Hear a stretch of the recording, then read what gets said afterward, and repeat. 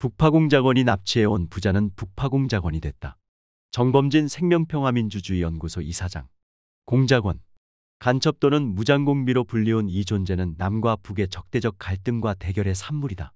지난 시기 이남에서 이북으로, 이북에서 이남으로 수많은 공작원들이 사선을 넘나들었다. 하지만 이들의 존재와 실상은 제대로 알려지지 않고 있다. 국가는 명령을 내렸으나 아무런 책임을 지지 않았다. 국가 안보라는 미명하에 자행된 엄청난 폭력과 반인권, 범죄, 희생이 있었다. 그리고 그 고통은 여전히 현재 진행형이다. 이제는 진실의 기반의 당사자와 가족들이 겪은 그 고통을 우리 사회가 적극적으로 안아내고 생명과 평화에 반하는 이 비극을 끝내야 한다. 나아가 위기로 치닫는 남북 관계를 화해와 협력 국면으로 전환하기 위한 마중물로 남북 공작원 신혼사업을 자리매김해 볼 것을 제안한다. 핵심은 남과 북에 존재하는 망자와 생존자 그리고 가족들의 명예 회복과 인도적 귀환, 송환이다. 오호, 여기 줄지어 누웠는 넋들은 눈도 감지 못하였겠구나.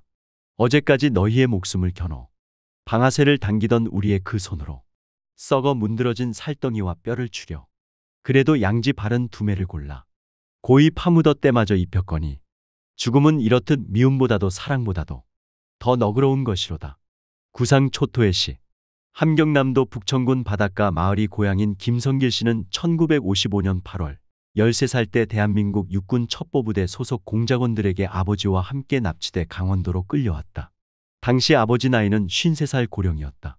한국군은 이들 부자를 서로 인질로 삼아 북파 교육훈련을 시켰다. 1956년 10월 김 씨의 아버지는 북파 공작에 동원됐다가 사망했으나 국군 첩보부대는 그 죽음을 감췄다. 1957년부터는 15살 아이에게도 군사훈련을 시키고 2차례나 북파 공작에 동원했다.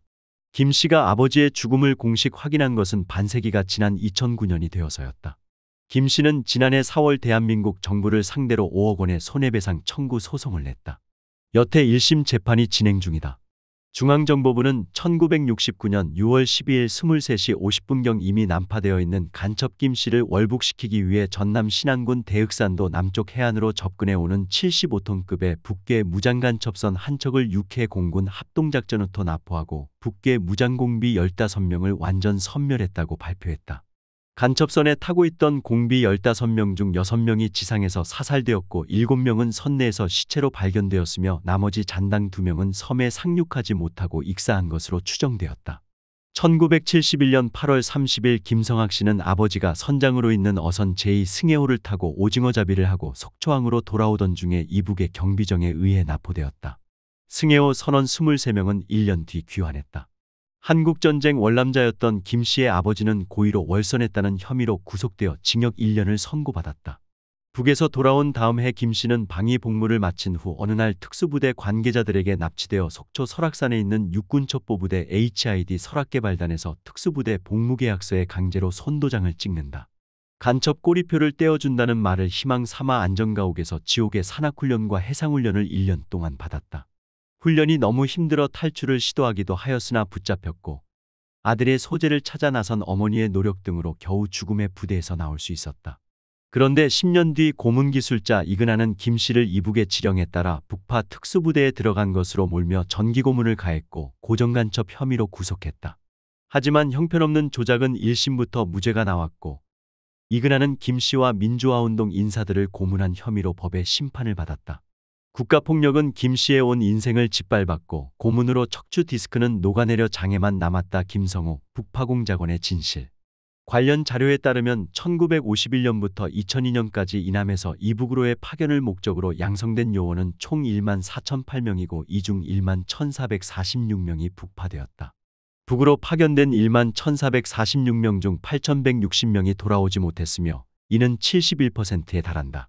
미 귀환자 중 행방불명으로 처리된 4,849명은 이북 당국의 체포 또는 자수 후 생존해 있을 가능성이 높다. 이남의 적군묘지처럼 이북에서도 사망한 북파공작원들의 묘지는 따로 조성되어 있다고 한다. 이북에서 이남으로 파견된 공작원의 규모도 자료에서 확인할 수 있다.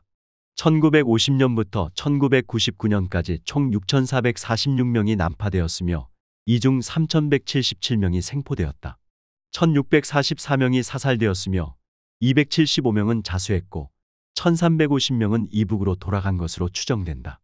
사살된 1644명 중 58구는 파주시 적성면 답곡리 소재 적군묘지에 매장되어 있고 나머지는 확인이 불가능하다. 공작사업 관계자가 아닌데도 납북된 인원은 한국전쟁 당시 4,777명, 전후 납북자는 총 3,835명이다. 이 중 3,319명이 귀환했고 억류된 납북자는 516명이다. 이들 역시 이북에 생존해 있을 가능성이 높다.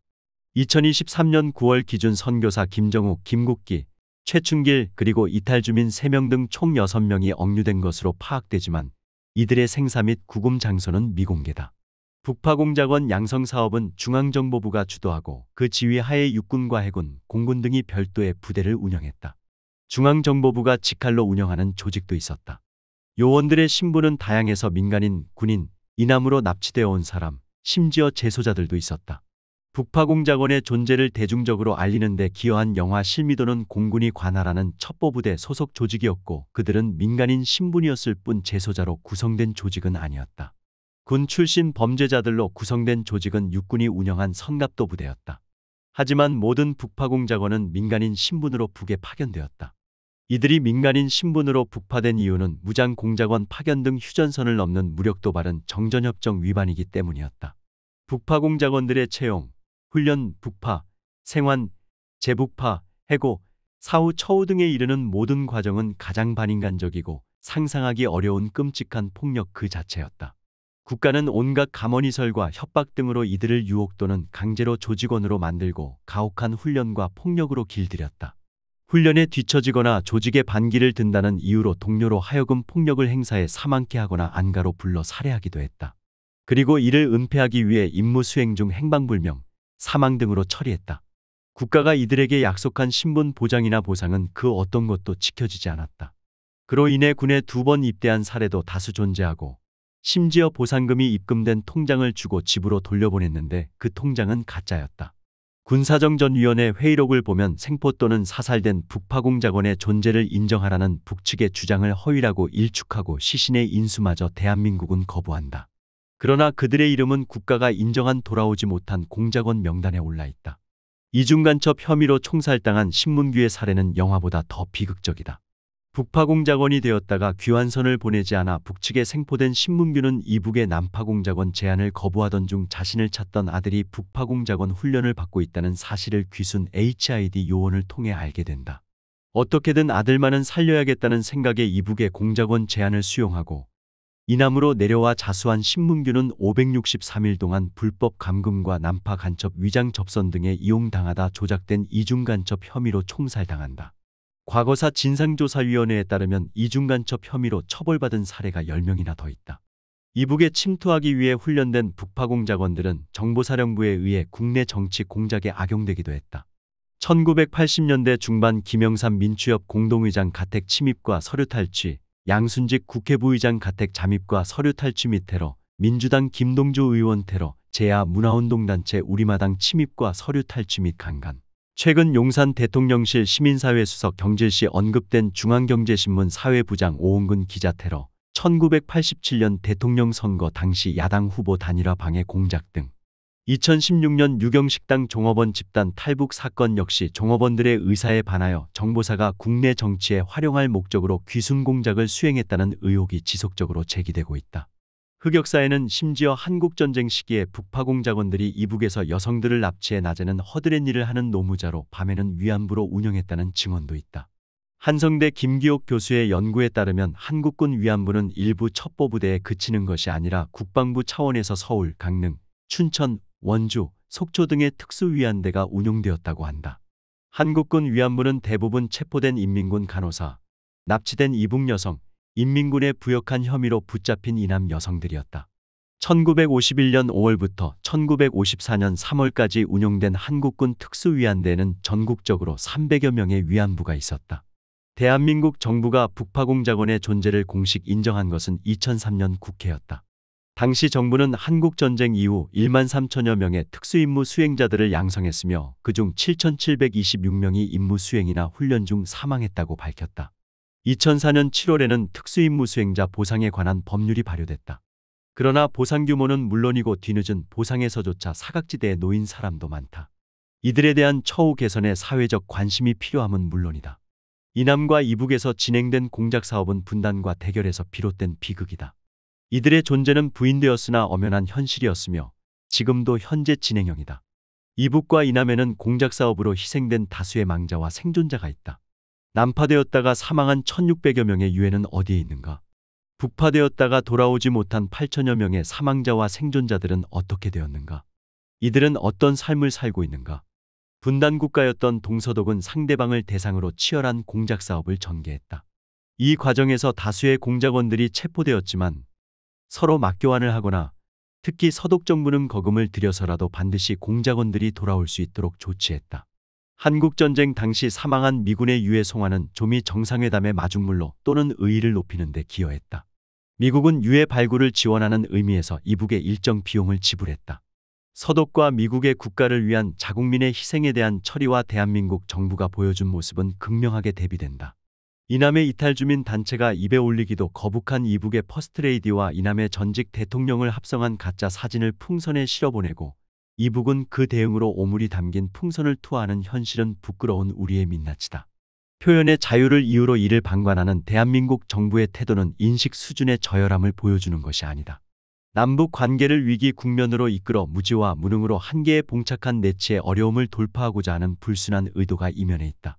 이대로 두면 남북 관계는 더욱 악화될 것이고 위기는 고조될 뿐이다. 모든 것이 꽉 막힌 상황에서 흑역사로 얼룩진 공작 사업을 화해와 협력으로 나아가기 위한 출발점으로 삼을 수는 없을까? 신원 사업은 글자 그대로 억울함을 풀어주는 사업이다. 공작 사업에 동원된 본인은 물론 가족들은 수십 년의 세월을 국가 안보를 이유로 존재는 부정되고 고통과 희생을 강요받았다. 지금이라도 분단과 대결의 산물로서 공작원의 존재를 인정하고 명예회복과 함께 희생과 피해에 대해서는 충분한 보상을 해야 한다. 국가가 개인의 의지와 무관하게 자행한 반인권과 폭력에 대해서는 사과해야 한다. 그리고 남과 북에 남아있는 희생자들의 유해는 예를 갖춰 북과 남으로 돌려보내야 한다. 당연히 살아있는 사람들에게는 의사를 물어보니니 원하는 곳으로 갈 수 있도록 해야 한다. 이미 사례도 존재한다. 2000년 9월 63명의 비전향 장기수가 북으로 송환됐다. 미 귀환자들의 위패가 모셔져 있는 청계산 충원탑이나 지역의 사찰, 정릉 청수장 등의 훈련장, 적군 묘지는 기억과 추모, 탈분단의 생명과 평화의 교육 공간으로 조성하자. 남북 공작원 신원 사업은 남북의 화해와 협력을 위해 우리 사회가 안아내야 할 마지막 사각지대, 아니 새로운 출발선이 될 수 있다.